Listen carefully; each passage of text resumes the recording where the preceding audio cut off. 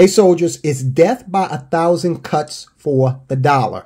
We are starting to see more countries turn to gold to do a couple of key things. Number one, act as a store of value that they can put in their reserves. Now, when they do that, something's got to come out. They got to pay for the gold, right? So U.S. treasuries, U.S. dollars are being traded for gold. This is especially true in the case of China.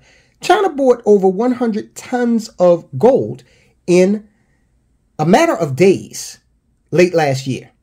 Now, why are they doing this? Well, there's a lot of speculation, and we did a report recently. There's a lot of speculation that China is preparing for a few key strategic moves. Number one, an economic war with the United States that will underpin a shooting war between us and China over Taiwan.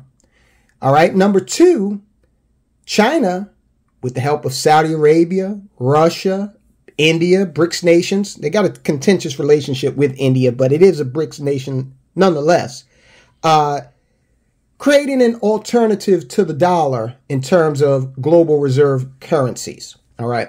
Now, remember, a lot of people look at this, and because dollar hegemony has been basically the rule for most of our lives, a lot of people look at China and Russia and India and Saudi Arabia, and they just discount it automatically. Oh, it's no threat to the dollar. What are you, crazy?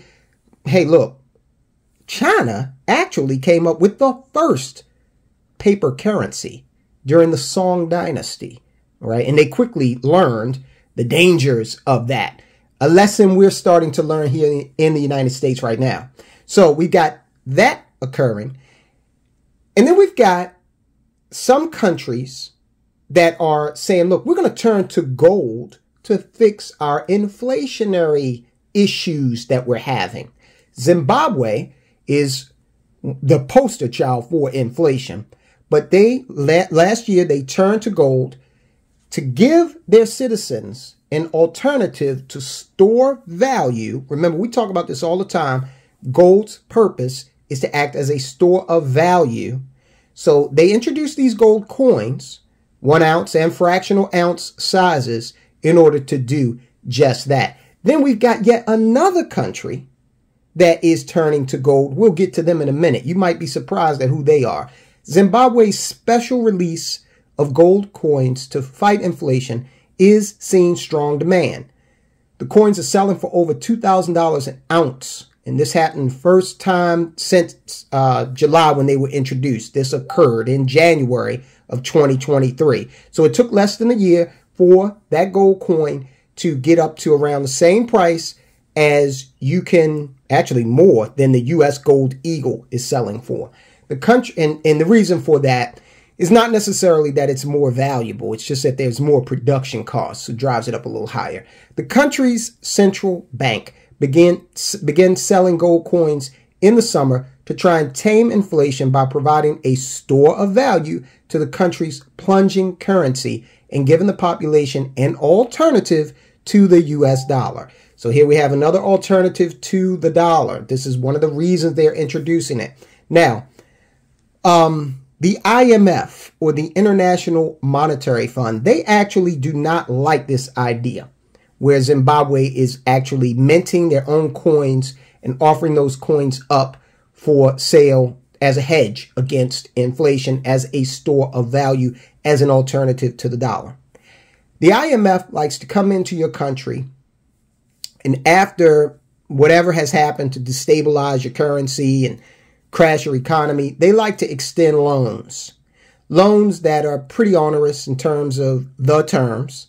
And so if Zimbabwe is trying to see its way out of their economic issues without using the IMF, or without using them to the extent that they may have in the past, of course, this is going to upset the apple cart, the old guard. So, of course, Zimbabwe is pushing, the IMF is pushing back. But Zimbabwe is saying, hey, look, this is what we're going to do. Zimbabwe first. You know, you Americans, you had a guy over there talking America first. You didn't like it. But we're going to talk about Zimbabwe first, and we're going to do things that we think are in the interest of our country. The country's central bank, Zimbabwe's central bank, began selling gold coins in the summer of 2022 to try and tame inflation by providing a store of value to the country's plunging currency and giving the population an alternative to the US dollar. Since the release, demand has been substantial, and as of this week, the price in US dollars rather, for an ounce of gold rose above $2,000. On the same week, 1 troy ounce 22 karat gold coin was going for $2,009.49. That's according to the Federal Reserve Bank of Zimbabwe, their website. You can go check it out. While spot gold in the United States, the spot gold price in the U.S. during the same time was at $1,908.80. Now, again, I want to stress that's not because gold is more valuable. 1 ounce of gold at 22 carats is more valuable in Zimbabwe somehow than it is in America. It's because of production costs. Whenever you buy an ounce of gold, you're going to have to deal with some sort of premium that incorporates production costs, transportation, all that other good stuff, right? And the dealer, whoever you're buying it from, unless you're buying it directly from the mint, they're going to have to make some money off of it. So that can push the price of a coin up. But I think that variance has more to do with the production cost. Zimbabwe, their production facilities are not as, I guess you would say, advanced in terms of the United States has been out there for a while doing this, printing gold coins. It's not something new, so we can do it a little less expensively. Now, the Zimbabwean coin is named Mosi Oatunya. Now, if there's anyone in the audience who is a native speaker from Zimbabwe or knows the language and I pronounce that wrong, let me know. But what it means is smoke that thunders. Now, that's a reference to Victoria Falls. It's the tallest waterfall in the world. Each coin has a serial number and can be bought with local currency, the US dollar, and other foreign currencies.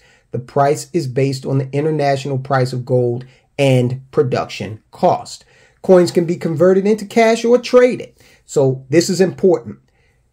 The people of Zimbabwe are allowed to own the gold, okay?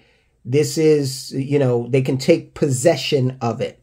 They can also be used for transactional purposes and as security for loans. So you can actually use this in Zimbabwe to purchase goods and as security for loans, all right?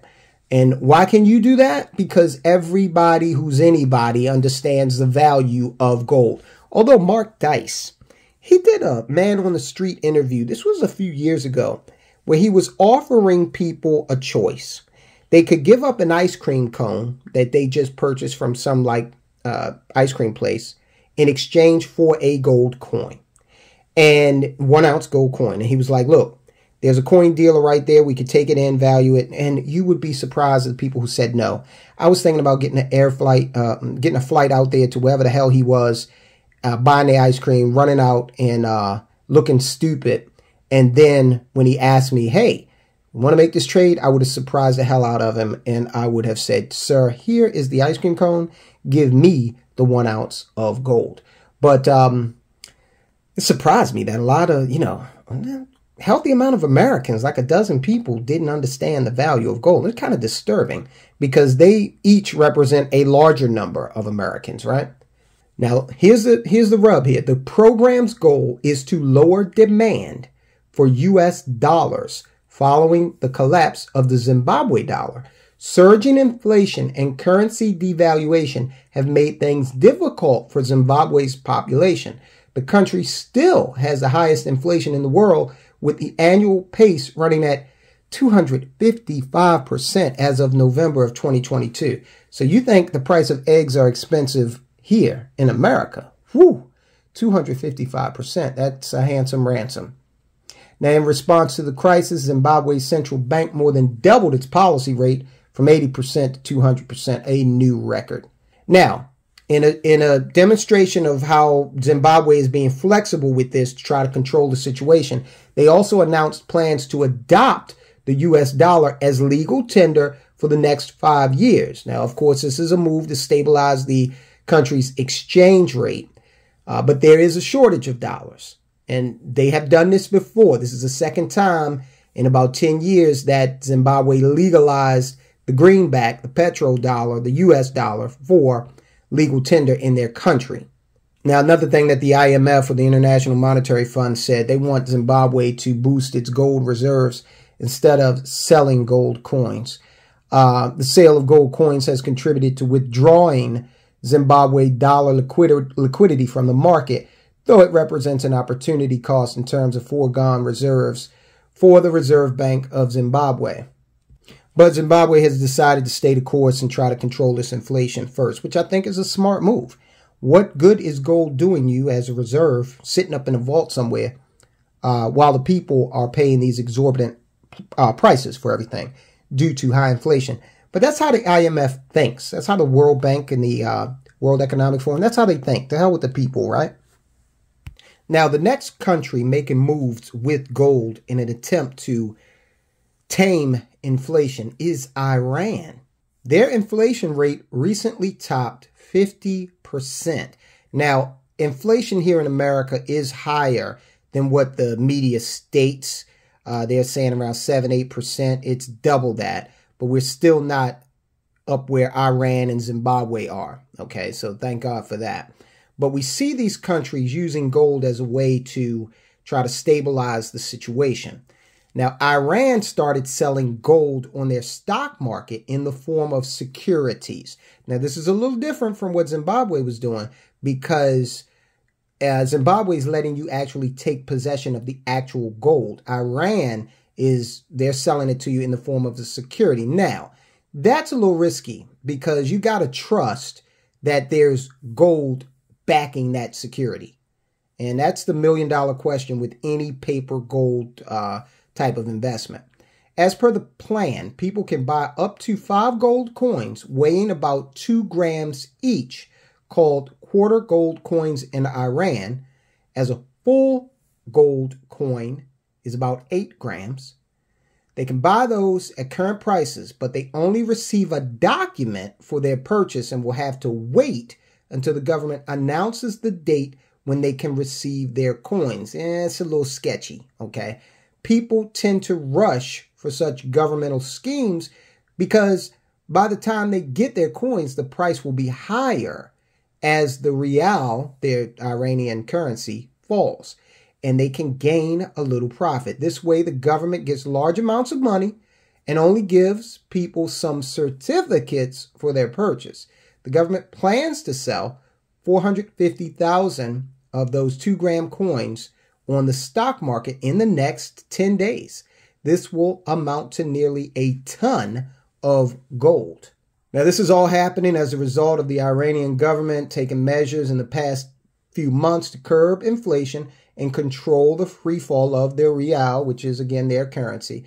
It replaced the governor of their central bank, so that would have been equivalent to our Jerome Powell. They replaced that individual about a month ago, and they've kept injecting dollars into the market to balance out demand. On Tuesday, it started offering gold coins on the stock market and also launched a system for nominally fixed exchange rates for its nose-diving currency, which has lost at least 50% of its value since mid-2021. It's a precipitous drop. All right, so we've got Zimbabwe, we've got Iran, we've got China buying up gold at a prodigious clip. We've got Russia talking about backing some sort of new currency in gold. China agrees with that. All right, so gold, they're turning to it more and more and more.